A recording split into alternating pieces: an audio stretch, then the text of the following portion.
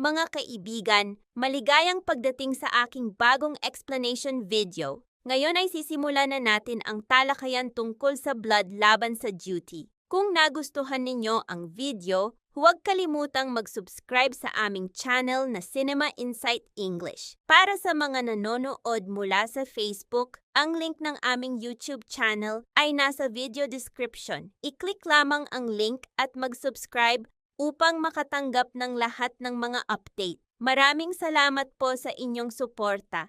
Sang napakatahimik at malungkot na araw para kina Marcos, Halil at buong Task Force Alpha sapagkat ang kanilang kasamahan na itinuring nilang kaibigan at kapatid ay inihatid na sa huling hantungan. General, salamat! Napakalungkot ng nangyari. Matagal na nakasama ni Lara si Marcos. Para ko na siyang sariling anak. Nauunawaan ko ang iyong damdamin, General. Alam mo ring nawalan din ako ng anak, naway maparusahan ng kriminal. Sana nga, Teresa, sana nga. Salamat! Tayo'y nagluluksa. Heto, magkape ka muna. Namimiss mo ako, ayaw mong lumayo. Baka magpasalamat ka rin sa akin. Sige, paalam Lara. Naway matagpuan mo ang kapayapaan sa kabilang buhay. Ipinapaabot namin ang taos-pusong pakikiramay.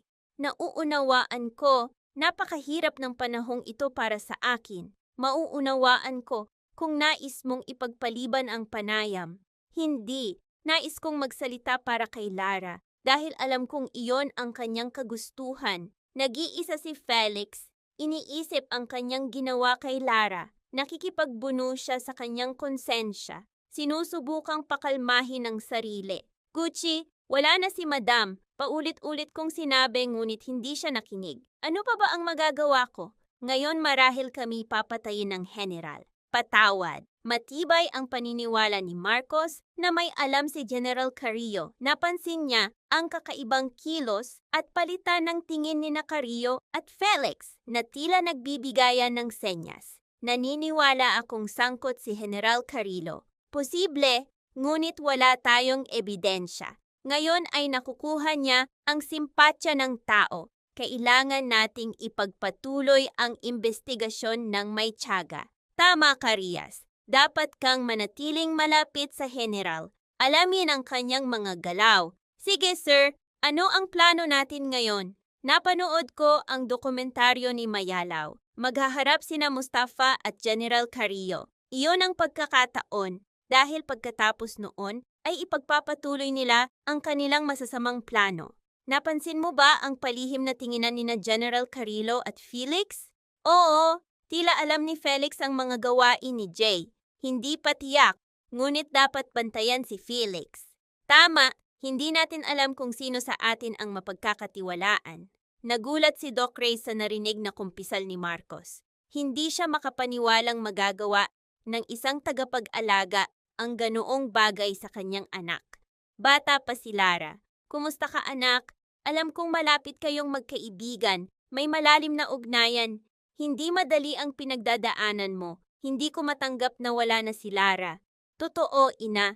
Nagkaroon kami ng mga problema. Mula rito, maaari nating tuklasin ang kamatayan ni Lara, konsensya ni Felix, o hinala kay General Carrillo. Hindi tayo ayos. Bakit? Ano ang nangyari? Nawalan na ako ng tiwala sa kanya. Ako rin at si Espina ay may hinala ring si General Carrillo ang nasa likod ng kaguluhang ito. At maging sa kamatayan ni Lara, naroon ang kanyang kamay. Paano nagagawa ng isang tagapag-alaga ang ganoong bagay sa kanyang anak? Sa araw ng pahinga, walang magawa si Eve.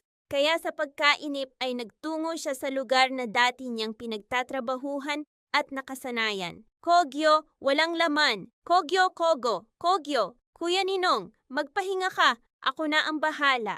Oh, tamang-tama. Nauuhaw din ako. Togo, Kogo. Padilla, papasok na ako. Aandar ang kotse. Togo, hi ate. Maligayang pagdating. Oo, saan? Bakit dito? May pagkain sa bahay. Nakakapagod kumain ng mag-isa. Togo, ama, pulis ka na ngayon. Iwan mo na ang paradahan. Bakit, ama? Dati ginagawa ko ito para sa'yo. Tingnan mo, kapag tumawag ako, napupuno ang bus. Sumakay ang mga tao kahit saan. Ngayon naka-leave ka, magpahinga ka na sa bahay. Ama, nakapagpahinga na ako. Ikaw ay naglalakbay, kaya pumunta ako rito. Sige, ako na ang bahala. Tara na, nagsimula na si Gojo. Paparating na si Padilla. Gojo, magandang umaga. Lubhang nag-aalala si Hamila para kay Halil matapos ang insidente kay Lara. Nais niyang sabihin ang kanilang karanasan kay Dato Raman bago pa man napatay si Lara.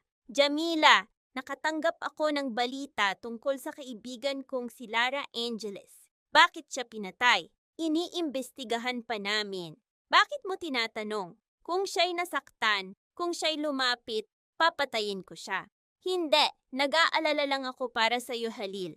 Sabi ni Jamila, huwag kang mag-alala para sa akin. Kaya kong alagaan ang sarili ko. Kumusta si Ama? Ako na ang magsasabi ng lahat kay Jalil. Ayos si Ama, bakit hindi mo siya puntahan? Marami kayong mapag-uusapan. Sinabi rin ni Yuni, ngunit ngayon marami pang trabaho at maaaring maging delikado kung may makakita sa atin na magkasama. Baka may nagmamasid. Nauunawaan ko, Halil. Mag-ingat ka. Ikaw rin, Jamila. Mag-ingat ka. Nagsimula ang paghaharap ni na Ahmad Mustafa at Carrillo. Ramdam ng lahat ang tensyon. Nagulat si General Carrillo sa mga salita ni Mustafa, tila may alam siya. Sir, si Mustafa ay nasa likod. Paparating na rin si General Carrillo. Sir, ano ang mangyayari? Maraming tanong. Mas mabuti kung hindi mo na malaman dahil wala kang legal na kaalaman. Sige, babalik na ako sa trabaho. Hindi ito ang iyong larangan. Sige, huling round. Tara na. Hindi na natin maaaring ipikit ang mga mata sa lumalalang karahasan, kamatayan, at krimen na dulot ng pagkalat ng mga ilegal na armas. Sino ang dapat sisihin? Pagkukulang ba ng law enforcement o may mas malalim na dahilan na hindi natin nakikita? Ngayong gabi, sabay-sabay nating hanapin ang sagot sa tanong na iyon. Ito ang Maya Mikala, Behind the Truth Live. Isang gabi na ang focus ay pambansang seguridad.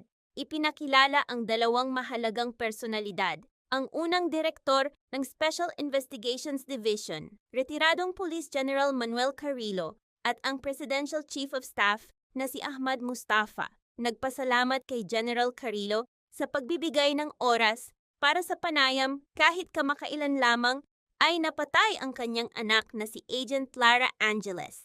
Sinabi niya, ito ang paraan ko ng pagbibigay-pugay sa buhay ng aking anak sa pagtupad ng tungkulin na panatilihing ligtas ang lahat at magbabala laban sa mga ilegal na gawain. Nagpahayag si Mustafa ng taos-pusong pakikiramay. Assalamu alaikum, inna lillahi wa inna ilayhi raji'un. General, tanggapin mo ang aking taos-pusong pakikiramay. Ngunit pinalaan niya na maaaring sumiklab ang kaguluhan anumang oras. Ang unang tanong, bakit sa kabila ng mahigpit na kontrol sa armas, patuloy na kumakalat ang mga ilegal na armas? Ipinaliwanag ni Carrillo na hindi batas ang problema, kundi ang mga nagdadala ng armas sa bansa. Saan ito nanggagaling, kaninong kamay napupunta, lahat ay hindi tiyak. Lumalabas pa na sa loob ng layer ay may mga patron ng sindikato. Ang mga dapat magprotekta ay sila pang nagbibigay ng proteksyon. Dahil dito, lumala ang krimen at nawala ang tiwala ng tao sa pulisya at pamahalaan. Bagaman 2 pulis ang nahuli, sinabi ni Mustafa na hindi roon ang tunay na problema. Ito ay malaking sindikato, layunin nilang pabagsakin ang bansa, destabilization, gusto nilang ibagsak ang gobyerno. Nabahala si Carrillo sa kanyang mga salita. Dagdag pa ni Mustafa, hindi lang ito tungkol sa pera, may mas malalim na layunin. Kailangan nating imbestigahan kung nagaganap ang destabilization. Ilan sa mga insidente ang binanggit, ang massacre sa Damay Island, bank robbery, school shooting, hostage-taking, pambobomba sa mga turistang Hapones, at kamakailan lamang ang pagpatay kay Agent Lara Angeles.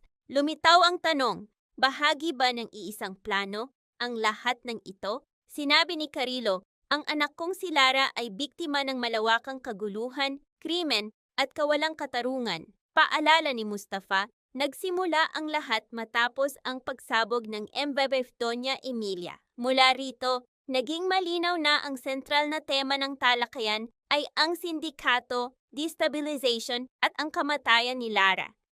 Maraming salamat sa panunood ng buong video. Para mapanood ang susunod na episode explanation, huwag kalimutang mag-subscribe Cinema Insight English Channel.